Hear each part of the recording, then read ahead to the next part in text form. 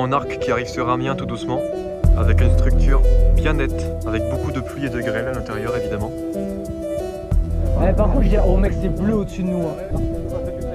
Ok, ouais, faut y aller, ça commence à s'activer. Hein. Mec, la grêle arrive, cours, cours!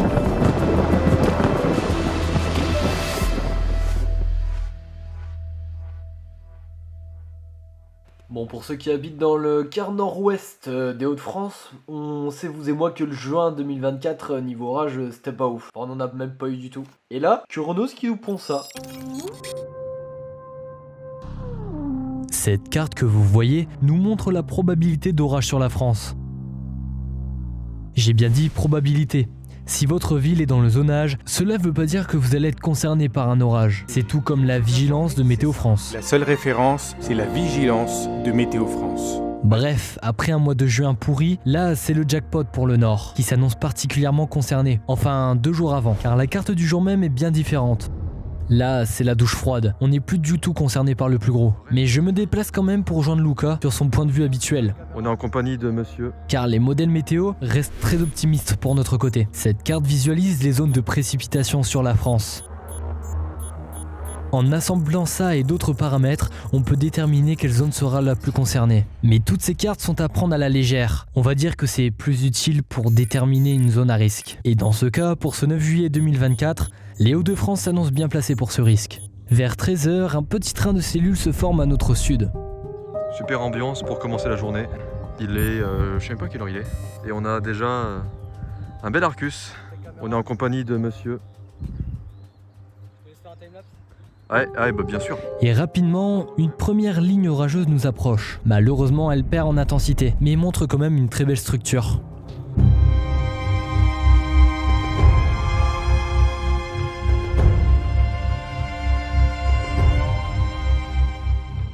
C'est incroyable. Ça va jusque là-bas. En plus, c'est en train de se renforcer de ce côté-là, j'ai l'impression.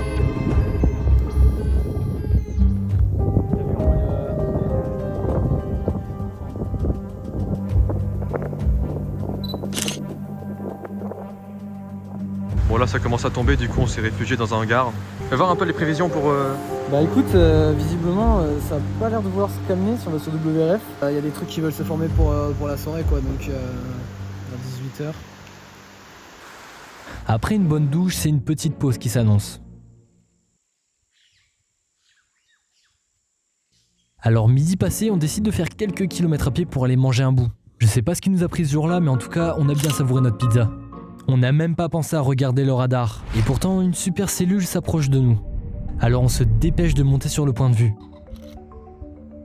Super cellule surprise au-dessus d'Amiens qui avait amorcé un nuage mûr mais qui s'est dissipé depuis.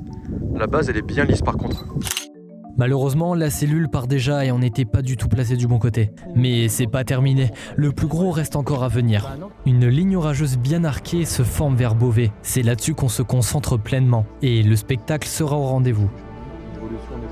On commence à voir le dessous là, derrière les éoliennes. L'Arcus, là c'est la partie la plus intéressante de la chasse.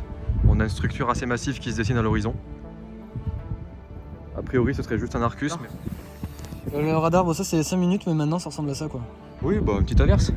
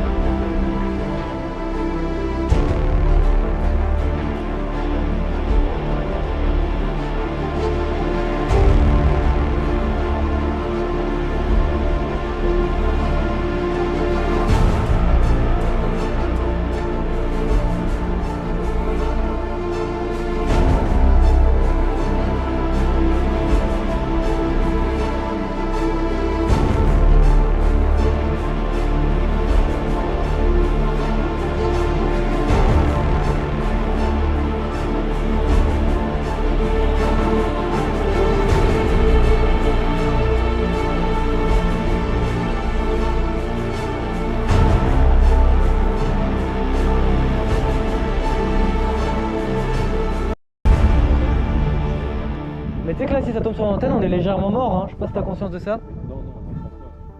Par contre je dis, oh mec c'est bleu au-dessus de nous hein. Ok ouais faut y aller, ça commence à s'activer hein. Mec la grêle arrive, cours cours. Cours pas, cours pas, cours pas. Ouais. T'aurais pu prendre une caméra.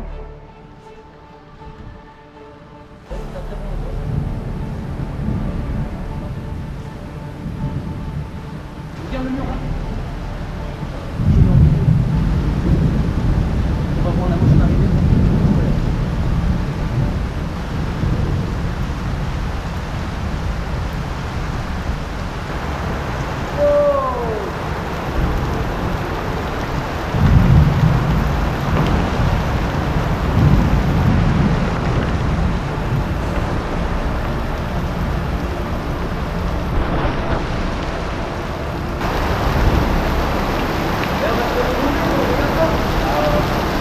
Et on voit plus le truc en face, regarde, il a disparu.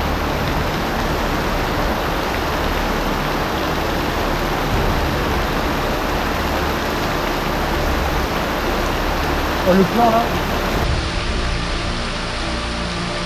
Mec, c'est une coulée de boue carrément.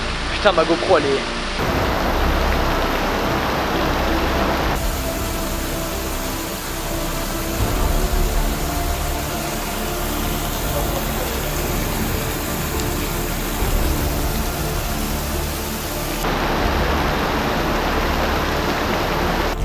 Il y a un coup de foudre positif qui vient de tomber à moins d'1 kilomètre. Il nous a grillé les yeux, il a fait claquer les murs du hangar, c'est n'importe quoi. Le double coup de canon, vraiment ça... Waouh. Ah, il a détruit les oreilles celui-là. Là pour le coup ça réveille. Une petite averse à l'arrière. Attends, du coup je filme, on sait jamais, on sait jamais. Ah ouais, bah je filme aussi. Ouais. Mais je me demande où il est tombé. Pour moi, il était là-bas parce que vraiment le gros flash. Ouais, moi, ouais, j'ai vu ouais. un peu violet flash, c'est trop bizarre. Bah ouais, moi aussi, j'ai vu une couleur orange-violette, c'était pareil. bizarre. Quand ça a flashé, comment on s'est fixé dans les yeux, on s'est dit, Ouais, putain, mais c'était quoi T'as ça? vu ce que je viens de voir ou... Et une seconde après, le gros coup de tonnerre qui t'éclate les J'ai oreilles. bien la confirmation en mode oui, c'est bon, c'est ça. Ah, non, non, c'est pas moi qui ai halluciné, c'est bon, il y a bien eu un gros coup de tonnerre juste en face de nous, à moins de 1000 mètres. Moins d'1 kilomètre, je pense. Bah, nous on est là. Un bon gros positif comme on les aime. 104 KA à même 104 pas, kA. ouais, à peu près 1 km. Ouais. 1 km, ouais. Hallucinant. Oh, le mal de crâne qu'il est en train de me donner, le bruit là.